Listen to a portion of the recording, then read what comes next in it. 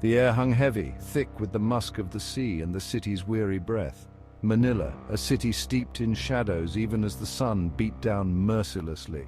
Tonight the humidity was a shroud clinging to Anya like a second skin. She navigated the crowded streets, a lone figure drawn towards the city's desolate heart. Her destination, the Grand Manila Theatre. Anya had always been drawn to forgotten places, to the echoes of stories whispered in crumbling walls. The theatre, she had heard, was a treasure trove of such whispers.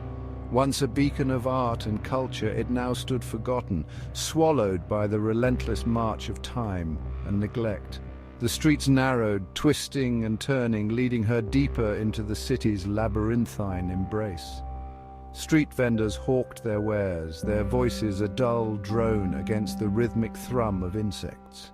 Each step brought Anya closer to her destination, each step a descent into a darkness both alluring and terrifying. The Grand Manila Theatre loomed before her, a skeletal silhouette against the bruised sky. Its once bright facade was now a canvas of peeling paint and creeping vines.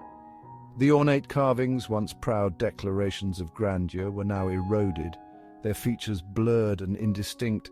Time, it seemed, had not been kind to this grand old dame. A chill ran down Anya's spine as she approached the main entrance. The air grew noticeably colder, the oppressive humidity momentarily forgotten. Two weathered Corinthian columns flanked the entrance, their once imposing presence diminished by years of neglect. They stood guard like sentinels, their shadows stretching towards her, long and hungry. Pushing open the heavy doors, Anya was greeted by an even deeper darkness. The air was thick with the smell of dust and decay, a musty perfume that spoke of forgotten memories. She took a tentative step inside, her footsteps echoing in the cavernous space. A single beam of moonlight sliced through a gap in the boarded-up windows, illuminating dust motes dancing in the stillness. The theatre was an empty shell, stripped bare of its former glory. Rows of velvet seats, now tattered and torn, stretched back into the shadows. The plush carpets were faded and threadbare, whispering tales of forgotten grandeur. And then she heard it, a sound, faint and ethereal, drifting from the stage. A melody, melancholic and haunting, played on a piano long silenced. It was an invitation, a siren call from the shadows. Anya, unable to resist its allure, moved towards the stage. Each step was hesitant, her heart pounding against her ribs like a captive bird. The darkness seemed to press in on her, suffocating, filled with unseen eyes. The music grew louder, more insistent, urging her forward. The stage was bathed in an unnatural, ethereal glow.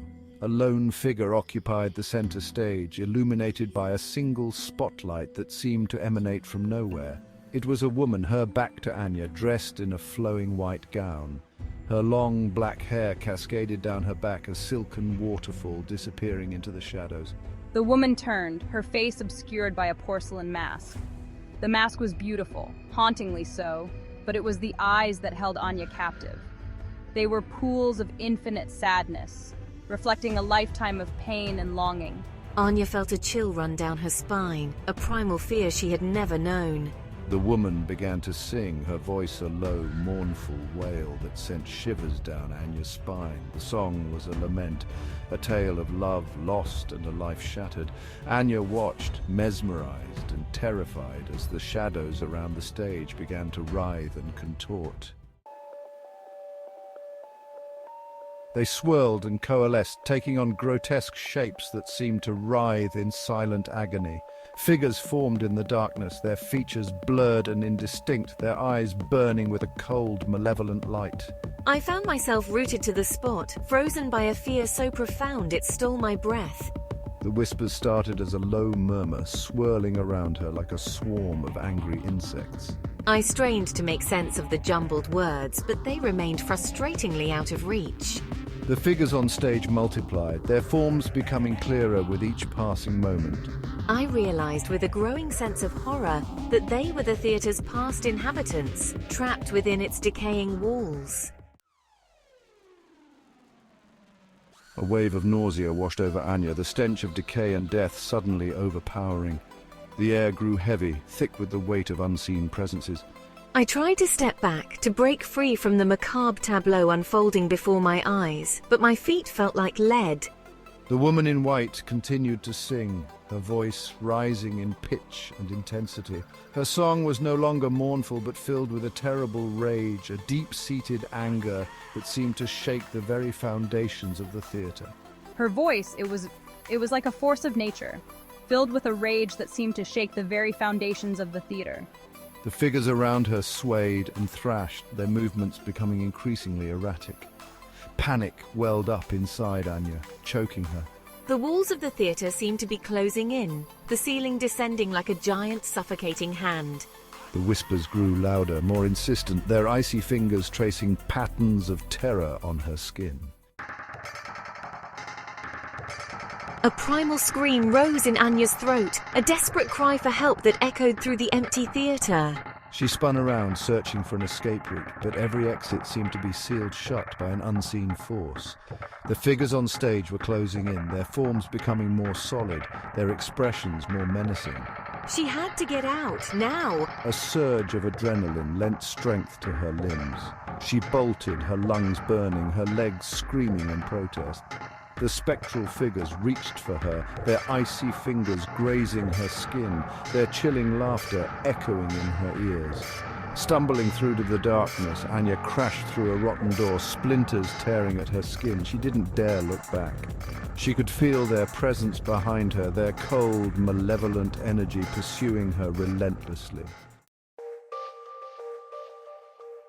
The next few days were a blur. Anya awoke in a hospital bed, her body racked with pain, her mind a confusing jumble of fragmented images and sounds. The doctors spoke in hushed tones, their faces etched with concern. They spoke of exhaustion, of dehydration, of a high fever that had ravaged her body. But Anya knew better. It was more than just a fever. It was the theater, its darkness seeping into her very being, poisoning her from the inside out. She tried to tell the doctors about the woman in white, about the grotesque figures, about the whispers that haunted her waking hours, but the words died in her throat. Manila, she soon learned, was in the grip of a strange illness. People were falling ill with a mysterious fever, their symptoms eerily similar to hers. Rumors swirled like the humid air, whispers of a curse, of a plague, of a darkness that had descended upon the city. Anya was released from the hospital, her body weak, her mind still haunted by the horrors she had witnessed. The city outside felt different, tainted somehow. The air seemed heavier, the shadows deeper, the laughter of children laced with an unsettling undercurrent of fear. She was drawn back to the theater, compelled by an invisible force she couldn't comprehend. The building stood as before, a decaying monument to a forgotten era.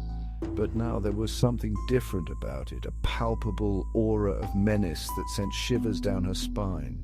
The entrance was no longer barricaded. The doors stood open, as if inviting her back into the darkness. Anya hesitated, her hand hovering over the tarnished brass handle. She knew the risks, the price of her curiosity, but some unseen force compelled her forward. As she stepped across the threshold, she understood. The illness plaguing Manila, the fever, the delirium, it was all connected to the theater. It was as if the building itself was sick, its decay spreading like a virus, infecting the very soul of the city. The woman in white, the spectral figures, they weren't just figments of her imagination. They were real, their anguish, their rage, their despair. It was all seeping out into the city, poisoning its inhabitants, driving them to madness. Anya knew then that she couldn't escape the theater's grasp. It was a part of her now, its darkness woven into the fabric of her being. Her experience had been a terrifying glimpse into the abyss, a chilling reminder of the fragility of sanity and the terrifying power of the unknown. She was left with an unsettling truth. Some secrets, once unearthed, can never be buried again.